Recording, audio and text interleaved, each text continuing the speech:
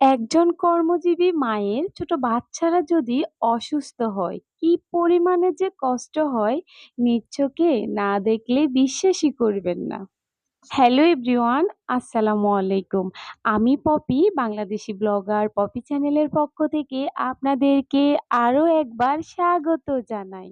কাছে এবং দূরে, দেশ ও দেশের বাহিরে যে যেখান থেকে আমার এই ভিডিওটি দেখতেছেন, আশা করছি আল্লাহর অশেষ রহমতে সবাই ভালো আছেন। আলহামদুলিল্লাহ, আমিও ভালো আছি। আজকে আমার নাইট ডিউটি আছে। আমি এক কর্মজীবী মা। ছোট বাচ্চা, অফিস, সংসার সবকিছুই ম্যানেজ করা লাগে।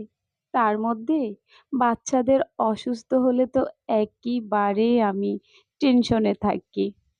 আমার সেই ছোট্ট ছেলেটা অসুস্থ হয়ে গেছিল। অনেক বেশি জ্বর ছিল। অনেক যত্নে কষ্ট করে তার জ্বর একটু কমিয়েছে। সে এখন আলহামদুলিল্লাহ একটু সুস্থ আছে। কিন্তু তার পরপরই আমার মেয়েটাও অসুস্থ হয়ে গেছে আজকে। আমার ছেলে যখন অসুস্থ হয়, ১-২ দিনের মধ্যে আমার মেয়ে অসুস্থ হয়ে যায়।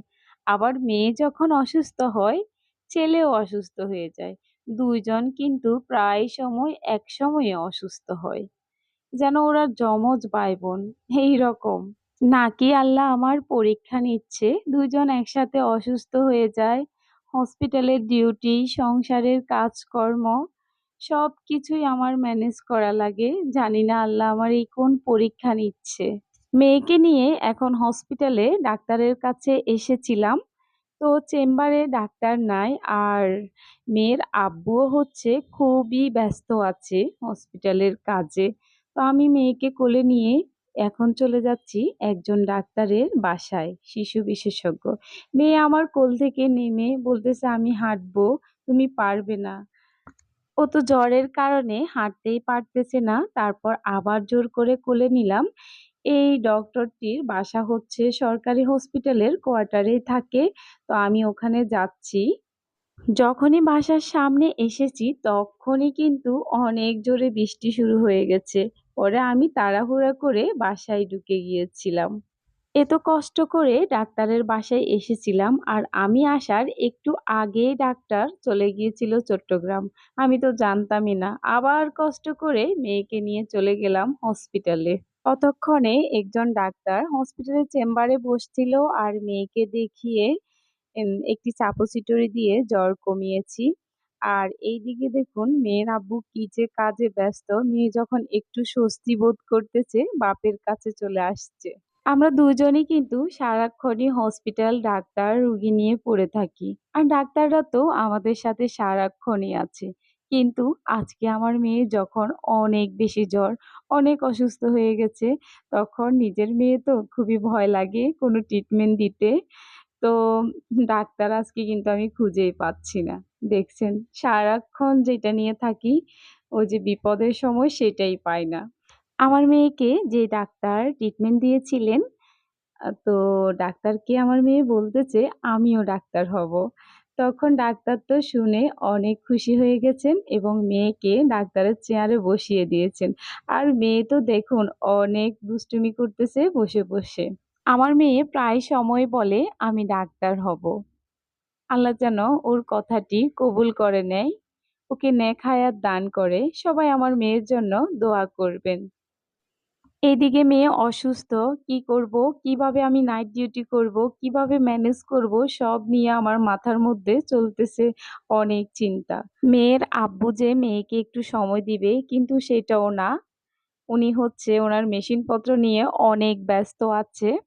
আমার হসপিটাল থেকেও আমি ছুটি নিতে চাইছিলাম, কিন্তু পারি নাই। পরে নিজের কিছু কাজ ওনারা বলছে, এই ওটি আছে, এই ওটি গুলো একটু জটিল। আপনি ওটি গুলো শেষ করলেই রাত্রে আর না আসলেও চলবে। তারপরে এই তো চলে আসলাম আবার নিজের হসপিটালে। আমার এই ভিডিওটি দেখে যদি আপনাদের কাছে একটু পরিমাণেও ভালো লাগে, তো প্লিজ ভিডিওতে একটি লাইক দিয়ে দিবেন। আর এই রকম হসপিটাল রিলেটিভ ভিডিও দেখতে হলে আমার চ্যানেলটি সাবস্ক্রাইব করে আমার সাথেই থাকতে পারেন। একটি অপারেশনের জন্য আমি সবকিছু রেখে দিলাম। এখানে হচ্ছে অজ্ঞানের জিনিসপত্র আর এটা হচ্ছে পালস অক্সিমিটার, রুগীদের পালস কত পাওয়া যায়। আর এইদিকে হচ্ছে ইনস্ট্রুমেন্ট মানে যন্ত্রপাতি রাখলাম আর সবকিছু স্টেরাইল করা। আপনারা চাইলে কিন্তু আমার এই ভিডিওটি শেয়ার করতে পারেন আপনাদের পরিবার, বন্ধু-বান্ধব, আত্মীয়স্বজনের সাথে।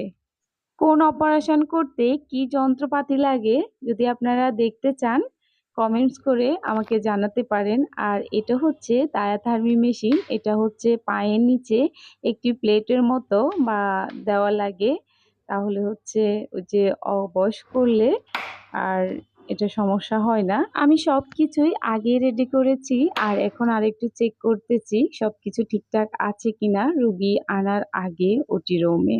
আমি যখন আমার হসপিটালের ওটি গুলো করতে এসেছি বা ওটি রুমে ডিউটি করতে এসেছি, তখন মেয়েকে মেয়ের বাবার কাছেই রেখে এসেছি। আর ওটি শেষ হওয়ার পরে এই তো চলে আসলাম মেয়ের বাবার হসপিটালে। আর এখন মেয়েকে নিয়ে চলে যাব বাসায়। আমার এই জীবনের গল্পগুলো, আমার এই জীবনের স্ট্রাগল কেমন লাগে আপনাদের থেকে প্লিজ একটু কমেন্টস করে জানাবেন। তো আজকের জন্য এ পর্যন্তই। সবাই ভালো থাকবেন, সুস্থ থাকবেন, নিরাপদে থাকবেন। আল্লাহ হাফেজ। আসসালামু আলাইকুম।